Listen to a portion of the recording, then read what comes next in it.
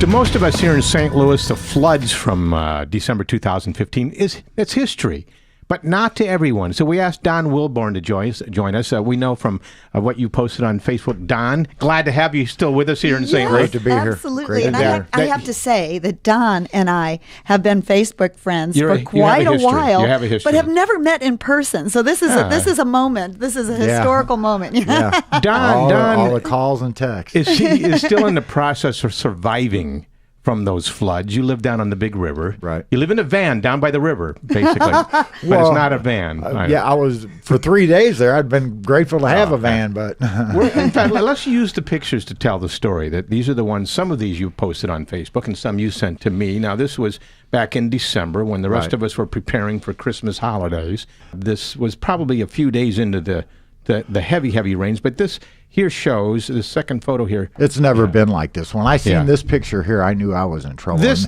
is after 2 days. You lived at the bottom of this hill across the road. Between this that is road from my front porch. Yeah, okay. And as you can see, the road's starting to flood up there. Yeah, this is next door, next to my neighbor's house. There's a culvert that comes.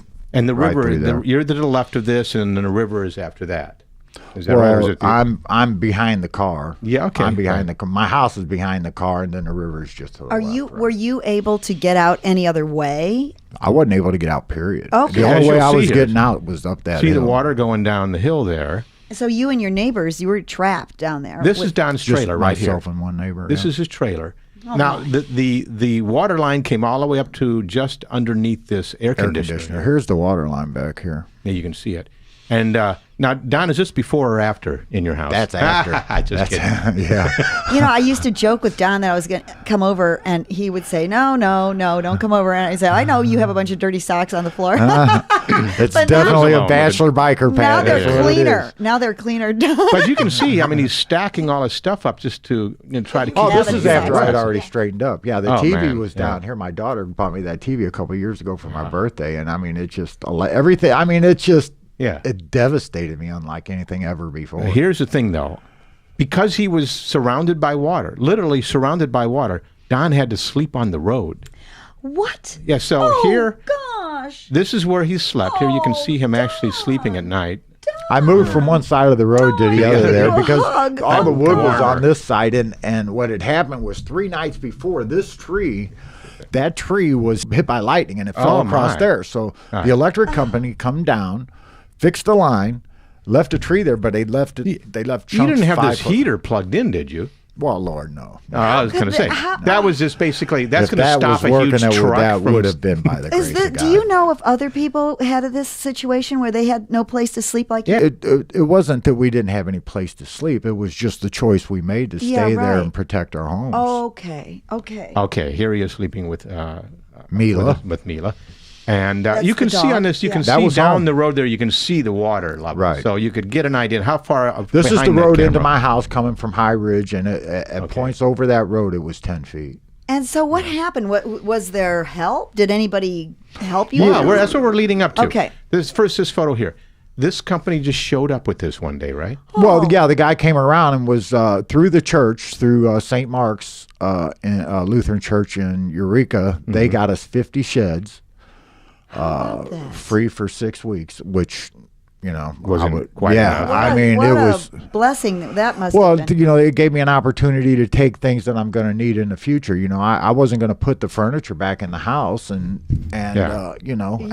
because I haven't even started to fix the house yet. Right. I'm still living there, right? But I can't do that until the spring. Right. Now, so far in Missouri alone, $43 million in insurance money and federal aid has come to the rescue. $43 million to do this kind of stuff, this kind of fix up. Yes. Not nearly enough, but of course it's you get what you get and you take what you can, and you're grateful for every bit. Yes, and I believe FEMA alone is $7.3 million for 1,149 households in the St. Louis area, and you had FEMA helping you as well. Now, what happened there? This is something you wanted to talk about. FEMA, after you got your money, what happened? Well, they came, inspected the house. Then they in their process, they break it down, but they don't tell you what the breakdown is. But did you call them, or did they just come I called to you? them. Okay. Yeah, okay. I called them. How'd you know to call them?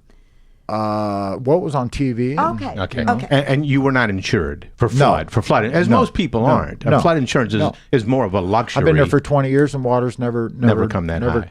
Never done this. Okay, so now they gave you the money, and afterwards you get this letter. Yeah, and letter basically the letter set me back because I didn't know what to make of it. I mean, I got it. I understand it now, but they put the money in my account, and then I got the letter a week later saying basically, if you accept this money, then you have to buy insurance. You have to buy flood insurance from now on. In a place that hasn't flooded in 20 years, you have to buy flood insurance. It's never flooded. They will insure you forever. In your lifetime. Ever. Okay. Since the place was there, it's never been flooded. All right. Okay. So they are paying for your insurance for 2 years. 3 years. For 3 years, at what rate? $200 a year. Okay, and then now you have to buy insurance after that. At what rate? At what rate? It's about 250 to 400% higher because I have to go through a broker or independent agent. I see. This is bought through FEMA at their discounted rate. So that's your markup for going through. And, it's not FEMA that sets the rates. It's probably Congress the National Flood rates, Insurance Program. Right. Yeah. Right. Okay. So, I mean, it's in 3 years, you have to start coming up with... We're looking at about $600 a year, and you don't do installments. And for somebody on my income, it's $600 a crack. It's just hard to do. Yes, okay. yes. And I mean, I can take some of the money they gave me. They didn't give me a lot. I'm not going to be able to do everything I need to do to my house, but I'm going to do as much as I can. But and so you want to live out your years there. You Absolutely. want to stay there. Yeah. I mean, the river has been a part of my life all my life. And you grew up in St. Louis. Right. Yeah. South St. Louis, but I mean, we had boats in Merrimack River, and I mean, the river's almost got me a couple of times. But you're still alive, Don. You're still with us, and God bless you. Yeah, and thanks for sharing this story with us. Well, thanks for having me, and I'm so glad. What do you still need? You no longer have that storage thing. What do you need right now? If somebody wants to help you in some way. In the spring, I'm just going to need some help to take what I need to take inside out. I mean, the furniture, I'm good on furniture. I've had friends really step up to the plate. And there's one organization, the Hartbauer McBride. They was on the phone with me while the water was still coming up. So I got to give a shout out to them and that's great. The biker community. It's Bikers Helping Bikers here in St. Louis. So that's wonderful. But the Red Cross, all of them's great. I have to say it. They're all great. Okay. But if you have any specific needs, let us know. And people can contact us here at OnStL, and we'll send them your way. Well, right now I'm good. I'm holding till the spring, and then you might get a list from me. Okay, great. Okay. And then you're gonna come out and see my operation. Okay, I know you can't wait. Those socks, Thank you very much, Ron. Thank you. Thank you, Joy. Don. Thanks. Yeah, and thanks to Clayton's Bakery and Pastries in Des Peres making our segment possible today through their generosity. They offer fresh-made baked goods using recipes from St. Louis's earliest history and fresh baked bread right from the bakery. Try to say that 5 times in a row. 11,744 Manchester Road in Des Peres. And Bill Clayton contacted us because he heard we're going to have a new website, and he's always been a fan of OnStL. He is sponsoring the ribbon cutting of our new website, which is coming up soon. Oh, that's Thank great. you, Bill I hope Clayton, he's for bringing that. some pastries.